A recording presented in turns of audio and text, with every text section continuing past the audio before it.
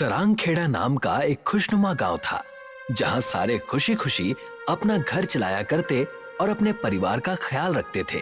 सरांगखेड़ा गांव में हर साल एक मेला लगा करता था। पापा पापा, मुझे भी रेलगाड़ी वाला खिलौना दिलवाइए ना। मुझे भी रेलगाड़ी से खेलना है, दिलवाइए ना।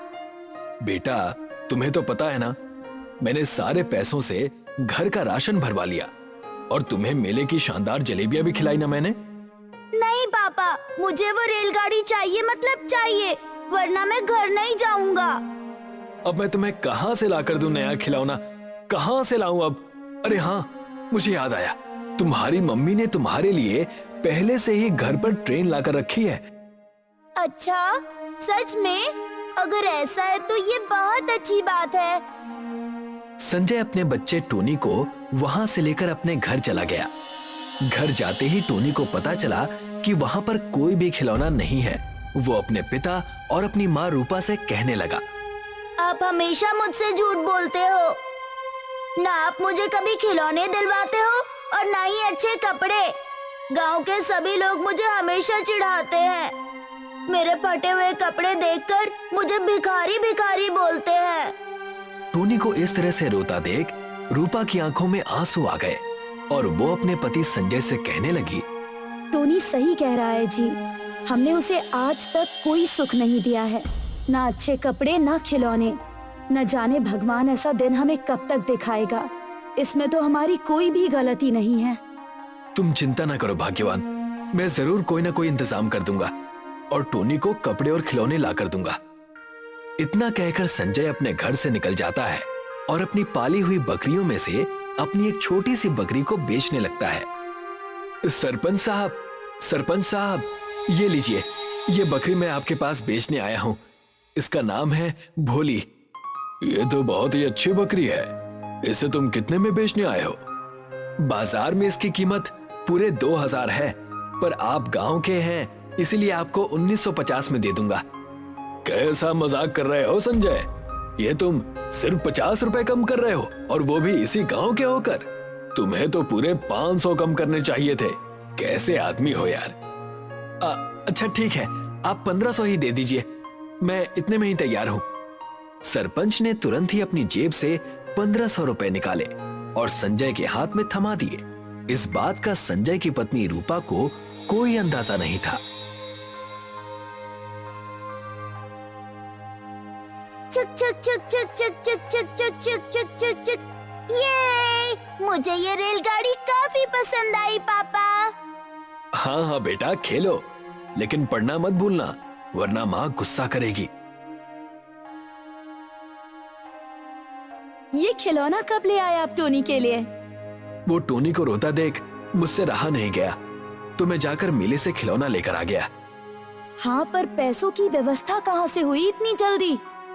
वो भोली को मैंने सरपंच जी को 1500 में बेच दिया। पैसों की जरूरत भी थी और टोनी भी रो रहा था। ये तो आपने तनिक भी सही नहीं किया, लेकिन अब जब आपने मोल ले ली है तो वापस लेने का सवाल ही नहीं रह जाता। गुस्सा ना हो भाग्यवान, जब तक स्थिति ठीक नहीं होती कुछ ना कुछ उपाय तो निकालना ही था। क्या पता भगवान कब तक ऐसे दिन दिखाएंगे हमें। इतनी परीक्षा काफी नहीं है क्या? 1 महीना बीत गया और संजय के घर मानो परेशानियां समाप्त ही नहीं हो रही थी। क्या बात है संजय, आज सुबह सुबह कैसे आना हुआ? सरपंच जी, पैसों की जरूरत आन पड़ी थी और अभी पैसे आने का कोई रास्ता दिखाई नहीं दे रहा, तो मैं ये अपनी बकरी बेचने आया था। बकरी तो बहुत ही अच्छी है संजय, ये लो तुम्हारे पैसे। सरपंच जी, इस बकरी की कीमत भोली से ज्यादा है और आप इसके 1500 दे रहे हैं, ये तो गलत है सरपंच जी। भाई, दाम तो यही मिलेगा तुम्हें, क्योंकि इस समय मेरे अलावा कोई ये खरीदेगा नहीं। बेचनी है तो बेचो, वरना जाओ। अब ठीक है सरपंच जी। सरपंच ने संजय की मजबूरी जानते हुए उसका फायदा उठाया। संजय इस विषय पर कुछ नहीं कर सकता था। वो अपना सर चिंता में नीचे कर घर चला जाता है। बड़ी दिक्कत है इस महीने। राशन पानी भर भी लिया तो भी बाकी के खर्चे कहाँ से आएंगे? अब तो 2 बकरियां भी बिक गई हैं, बस 1 बची है। सरपंच जी के अलावा इस समय कोई बकरियां खरीदेगा नहीं। इस बात का उन्होंने फायदा उठा के इसके भी पैसे कम दिए हैं। माँ, मैंने पढ़ाई कर ली है, अब मैं बाहर खेलने चला जाऊं? हाँ बेटा, ठीक है, जा, पर बहुत देर मत खेलना। टोनी संजय और रूपा की बात सुनकर परेशान था। इसी सोच में डूबा टोनी देखता है कि कुछ बच्चे मधुमक्खी के छत्ते पर पत्थर मार रहे थे। अरे भाई, पत्थर क्यों मारते हो? मधुमक्खियां परेशान हो जाएंगी ना। बच्चे टोनी की बात ना सुनकर छत्ते पर पत्थर मारना जारी रखते हैं और मधुमक्खियां उन्हें काटने लगती हैं और वो सब भाग जाते हैं। तभी वहां वन देवी प्रकट होती हैं। आप कौन है माँ? मैं वन देवी हूँ। मैंने देखा कि कैसे तुम उन बच्चों के साथ छत्ते पर पत्थर नहीं मार रहे थे और कैसे उन बच्चों को समझाया भी कि ये गलत है। इससे खुश होकर मैं तुम्हारे सामने आ गई। तुम कोई एक मनोकामना मांगो, मैं पूरी कर दूंगी। टोनी एक पल सोचता है, तभी उसे अपने घर की दिक्कतें याद आती हैं। आप मुझे इसी छत्ते के जैसे घर दे दीजिए जिसमें मैं, माँ और पापा रह सके, और इसका शहद बेचकर हमारे घर की दिक्कतें भी दूर हो जाए। तथास्तु।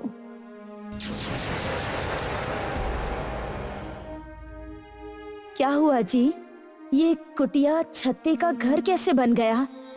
वही तो मैं भी सोच रहा हूँ भाग्यवान, ये क्या माया है? माँ, मैं आ गया। वाह माँ, जैसा उन वन देवी ने कहा था बिल्कुल वैसा ही हुआ। टोनी संजय और रूपा को सारी बात बताता है। वन देवी की कृपा है, अब हमारे घर की परेशानियां कम हो जाएंगी भाग्यवान। हाँ जी, इस शहद को बेचकर तो सारी दिक्कतें खत्म हो जाएंगी। अब आप लोग परेशान नहीं हो ना माँ पापा? नहीं बेटा, तूने तो बहुत बढ़िया काम किया है। अब तुझे फटे कपड़े नहीं पहनने पड़ेंगे, ना ही खिलौनों के लिए रोना पड़ेगा। अब कल से इसे बेचने की तैयारी शुरू कर दीजिए। संजय ने अपने घर के बाहर शहद का ठेला चालू कर दिया और लोगों में छत्ते के घर की बात आग की तरह फैल गई। लोग ठेले पर जमा होने लगे। अरे संजय, अभी तो कुछ ही दिन पहले तुम बकरी बेचने आए थे, तो ये तुमने छत्ते का घर कब बना लिया? अरे सरपंच जी, ये तो वन देवी की कृपा है जो हमारे घर पर आई है। इतना ही नहीं, शहद भी बहुत ही स्वादिष्ट है और साथ ही दवाई का भी काम करती है। अभी कुछ दिन पहले तक गरीबी के मारे मुझे बकरियां बेच रहा था और अब देखो इसे। सरपंच जलन के मारे मन ही मन संजय को कोसता चला गया, क्योंकि अब उसे वो छत्ते का घर हथियाना था। अब तो घर में पैसे आने लगे हैं, मानो सारी दिक्कतें खत्म हो गई हो।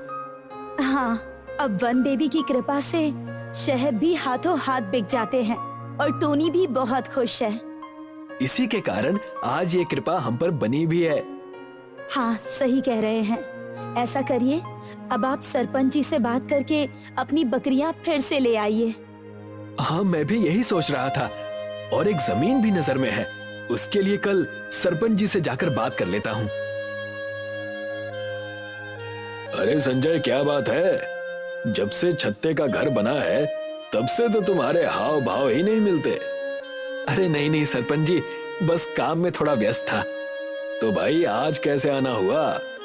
सरपंच जी, आप तो जानते हैं कि वो बकरियां मेरे घर का हिस्सा ही थी, तो आपसे उन बकरियों को फिर से खरीदने के लिए आया था। अगर आप मुझे उन्हें फिर से बेच दें तो बड़ी कृपा होगी। पहले बेचते हो और जब मैं पाल रहा हूँ तो आकर फिर से मांग रहे हो। मान जाइए सरपंच जी, कृपा होगी, 2 गुना दाम ले लीजिए। यही नहीं, मैंने सुना है कि कोई जमीन बिक रही है, उसके बारे में भी आपसे बात करनी थी। अच्छा, जमीन के लिए भी आए थे? बड़े पैसे आ रहे हैं संजय, बढ़िया है बढ़िया है। बकरियां तो तुम उसी दाम में ले जाओ जिस दाम में दी थी, और कल जमीन के कागजों पर हस्ताक्षर करने मैं तुम्हारे घर आ जाऊंगा। लालची सरपंच ने बकरियों का 2 गुना दाम नहीं लिया, क्योंकि वो जानता था कि संजय अंगूठा छाप है और ये पैसे तो वो इस बात का फायदा उठा के संजय से ले ही लेगा।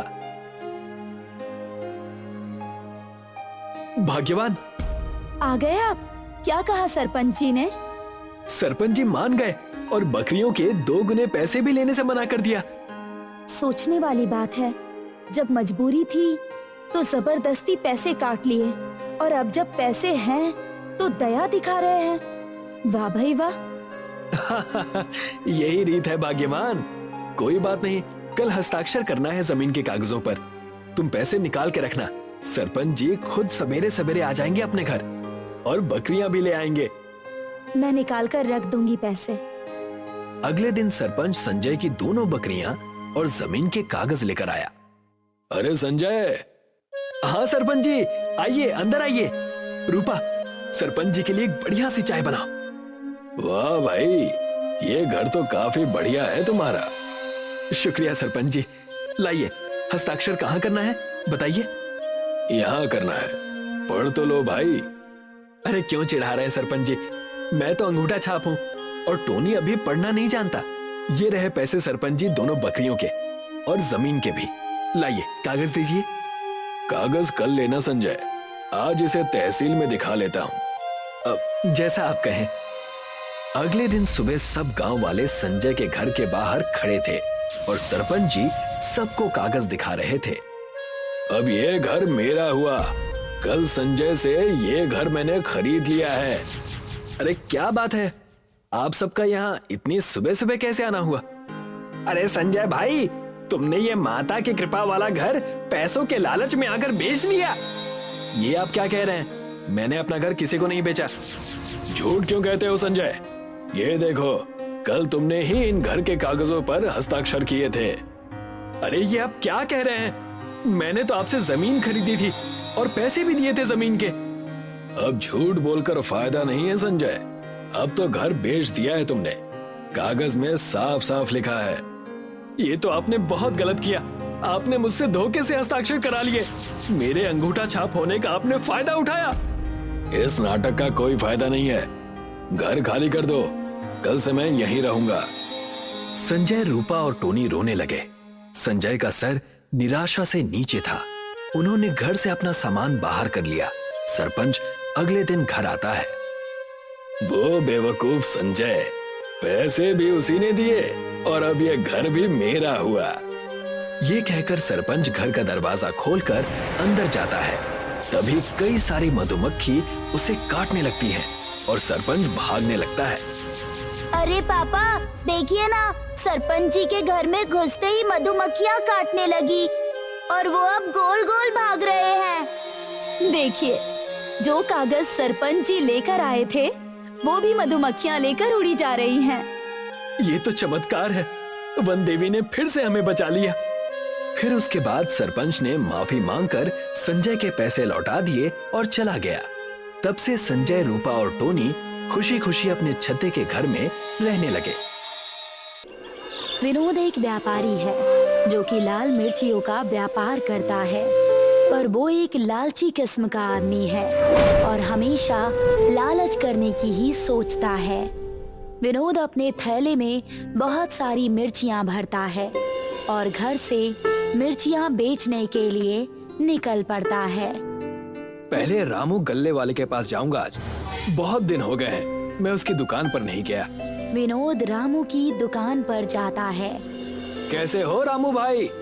बहुत दिन हो गए हैं, आपसे मिला नहीं था, सोचा मिल लूं, इसी बहाने कुछ मिर्चियां भी बिक जाएंगी। मैं तो ठीक हूँ, पर तुम कहाँ गायब हो गए थे इतने दिन से? जब से तुमने आना बंद किया, मैंने किसी और व्यापारी से मिर्चियां खरीदनी शुरू कर दी। अब मैं आ गया हूँ ना, अब से तुम मुझसे ही मिर्चियां खरीदना। बताओ कितने किलो मिर्ची चाहिए? अभी तो फिलहाल 3 किलो दे दो, बाकी जैसा चाहिए होगा मैं आपसे लेता रहूंगा। अरे क्या रामू भाई, सिर्फ 3 किलो मिर्ची खरीद रहे हो आप? इतनी बड़ी दुकान है, कम से कम 5 किलो तो ले लीजिए। नहीं नहीं, उतनी नहीं चाहिए, फिलहाल बरसात का मौसम है, बारिश में कोहरे के कारण मिर्चियाँ खराब होने लगती हैं। विनोद रामू के लिए 3 किलो मिर्चियाँ तो तौलता है, पर देने से पहले वो 1 किलो मिर्ची निकाल देता है। ये लो भाई, आपकी 3 किलो मिर्चियाँ। रामू गल्ले वाले को बेवकूफ बनाने के बाद विनोद दूसरी दुकान वालों के पास लाल मिर्चियाँ बेचने के लिए चला जाता है। लाल मिर्ची वाला आया, ले लो, बहुत स्वादिष्ट और तीखी मिर्चियाँ हैं। भाई साहब, आप लाल मिर्चियाँ कैसे दे रहे हैं? 300 रुपए किलो है बहन जी। आप इनके दाम पर मत जाइए, ऐसी मिर्चियाँ आपको पूरे बाजार में ढूंढने पर भी नहीं मिलेंगी। विनोद लाल मिर्ची वाला नाम है मेरा। अच्छा, तो आप ही हो लाल मिर्ची वाले विनोद। बहुत सुना है आपकी मिर्चियों के बारे में। ऐसा कीजिए, मुझे 2 किलो मिर्ची दे दीजिए। मेरी बेटी की शादी है तो मुझे मिर्चियाँ तो लगेंगी ही खाना बनाने के लिए। ये की ना अपने पते वाली बात। मैं तो कहता हूँ कि आप 1 आध किलो और ले लीजिए। अच्छी मिर्चियाँ हैं, आपके काम ही आएंगी। नहीं नहीं विनोद जी, 2 किलो मिर्चियाँ काफी होंगी मेरे लिए। आप 2 किलो ही तोल दीजिए। ये क्या भाई साहब, बिना तोले कैसे पता चलेगा कि ये 2 किलो है भी या नहीं? मैं आज का व्यापारी नहीं हूँ बहन जी, बहुत सालों से इस व्यापार में हूँ। भले ही तराजू में तौली हुई चीज ऊपर से नीचे हो सकती है, पर मेरे हाथों का अंदाजा कभी भी गलत नहीं हो सकता। उस औरत को ये मिर्चियाँ 2 किलो से कहीं ज्यादा कम लग रही थी। ठीक है, आप कह रहे हैं तो ये मिर्चियाँ पूरी 2 किलो ही होंगी। वो यहाँ से मिर्चियों को लेकर सब्जी वाले के दुकान पर जाती है और उसको मिर्चियों को तौलने के लिए कहती है। क्या आप जरा इन मिर्चियों को तौल देंगे भाई साहब? सब्जी वाला अपने तराजू में मिर्चियों को तौलता है। ये तो बहन जी 1 किलो से भी कम है, देख लीजिए। इसका मतलब उस मिर्ची के व्यापारी ने मुझे बेवकूफ बना दिया। भगवान करे उसकी मिर्चियाँ उस पर ही भारी पड़ जाए और वो अपनी ही मिर्चियों से इतना परेशान हो जाए कि उसका पूरा लालच खत्म हो जाए। दूसरी तरफ विनोद अपने लालच के चलते लोगों को बेवकूफ बनाकर ज्यादा मिर्चियाँ बताकर कम मिर्चियाँ दे रहा था, जिससे सभी लोग बहुत परेशान हो गए थे और सभी ने विनोद को बद्दुआएं दी कि वो अपनी ही मिर्चियों से परेशान हो जाए। आज तो अच्छा खासा मुनाफा हो गया है। काश अगर मेरे पास कुछ और मिर्चियाँ होती तो मैं कुछ और लोगों को मिर्चियाँ बेचकर थोड़े पैसे और कमा लेता। विनोद सारी मिर्चियाँ बेचकर अपने घर चला जाता है और थके होने की वजह से वो अपनी बेटी से पानी लाने के लिए कहता है। बेटी, मेरे लिए 1 गिलास ठंडा पानी ले आओ। विनोद की बेटी उसके लिए पानी लेकर आती है, पर जैसे ही वो पानी पीता है उसे वो पानी बहुत ज्यादा तीखा लगता है। मैंने तुम्हें ठंडा पानी लाने के लिए कहा था, मिर्ची वाला पानी लाने के लिए नहीं। पापा, मैं तो बाल्टी में से ही ठंडा पानी लेकर आई थी, पता नहीं उसमें मिर्ची कहाँ से आ गई। घर में मिर्ची का व्यापारी है तो मिर्चियाँ तो बिखरी ही होंगी ना। गिलास को साफ करके लाना चाहिए था। मेरा पूरा मुंह जलने लग गया। विनोद किचन में जाकर उस पानी को फेंक देता है और उस गिलास को साफ से धोकर फिर से बाल्टी से पानी निकालता है। पर जैसे ही विनोद पानी पीने लगता है और पानी उसके मुंह में जाते ही उसका मुंह जलने लगता है। ये क्या हो रहा है? अभी तो मैंने गिलास को अच्छे से साफ किया था, ये मिर्चियाँ अचानक से कहाँ से आ गई? विनोद बिना पानी पिए ही सिसकियां लेते हुए अपने कमरे में आराम करने के लिए चला जाता है। वो वहां जाकर अपने बिस्तर पर लेट जाता है, पर कुछ देर लेटने के बाद उसके शरीर पर जलन होने लगती है। ये मेरी पीठ पर जलन क्यों हो रही है? लगता है बिस्तर पर मिर्चियाँ पड़ी हुई थी और मैं बिना देखे ही लेट गया। विनोद उठता है और अपने बिस्तर को अच्छे से साफ करता है और अपने बिस्तर पर एक नई चादर बिछा देता है। अब तो नई चादर भी चढ़ा दी है, अब तो जलन नहीं होनी चाहिए। जैसे ही विनोद बिस्तर पर लेटता है उसके पूरे शरीर पर तेजी से जलन होने लगती है। वो फिर से खड़ा होता है और अपने आप को खुजाने लगता है। ये क्या हो रहा है? मेरा सारा बदन जलने लगा है। ये इतनी सारी मिर्चियाँ कहाँ से आ रही हैं? और वो देखता है कि उसके छत से भी मिर्ची ही गिर रही है। ये क्या हो रहा है? आज पूरा घर मिर्चियों से कैसे भर गया? ऐसा लगता है मेरे घर को किसी का श्राप लग गया है। जाकर पता करना होगा। विनोद इस श्राप के बारे में पता करने के लिए एक मंदिर में जाता है और पुजारी जी से इस बारे में पूछता है। पुजारी जी, मेरे पूरे घर में मिर्चियाँ फैल गई हैं और मैं जहाँ भी जाता हूँ वहाँ मिर्चियाँ ही मिर्चियाँ आ जाती हैं। क्या आप बता सकते हैं कि मुझ पर यह श्राप कहाँ से आ गया? बेटा, मैं कोई अंतर्यामी तो नहीं हूँ जो ये बता सकूं कि तुम पर ये विपत्ति कहाँ से आ गई, पर हाँ, जरूर तुमने किसी के साथ कुछ छल कपट किया होगा, इसीलिए तुम ये सजा भुगत रहे हो। मैं तो मिर्चियों का व्यापारी हूँ, मैं कैसे किसी के साथ छल कपट कर सकता हूँ? क्या तुमने कभी किसी के साथ ऐसा किया है कि उसको ज्यादा बताकर कम मिर्चियाँ दी हो? पुजारी जी समझ जाते हैं कि विनोद ने अपने ही काम में लोगों के साथ छल कपट किया है। वो उसको सभी लोगों से माफी मांगने के लिए कहते हैं और उसके कारण लोगों का जो नुकसान हुआ है उसकी भी भरपाई करने के लिए कहते हैं। बेटा, तुम्हें खुद ही पता होगा कि तुमने अपने लालच के चलते किस किस का नुकसान किया है। जाकर अपनी गलती सुधार लो, तभी तुम इस श्राप से मुक्त हो सकते हो। विनोद पुजारी जी की बात को समझ जाता है।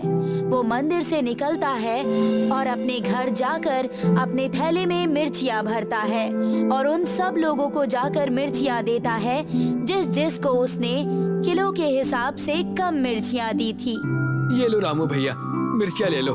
मैंने कई बार आपसे पूरे पैसे लिए हैं और आपको कम मिर्चियाँ दी हैं। विनोद रामू को मिर्चियाँ देने के बाद उस औरत को ढूंढने निकल जाता है जिसको उसने 2 किलो के बजाय 1 किलो से भी कम मिर्ची दी थी। वो बाजार की तरफ जाता है, तभी उसको वो औरत एक फल वाले के ठेले के पास खड़ी दिखाई देती है। विनोद उसको आवाज लगाता है, अरे बहन जी, सुनिए, मैं वही मिर्चियों का व्यापारी हूँ जिससे आपने अपनी बेटी की शादी के लिए मिर्चियाँ ली थी। हाँ, पहचान लिया मैंने तुम्हें। तुम जैसे धोखेबाज और लालची इंसान को कोई कैसे भूल सकता है भला? मुझे पता है बहन, मैंने तुम्हारे साथ धोखा किया है, पर मैं आज यहाँ अपनी गलती सुधारने आया हूँ। ये लो, ये मिर्चियाँ रख लो। उस दिन मैंने तुम्हें कम मिर्चियाँ दी थी ना।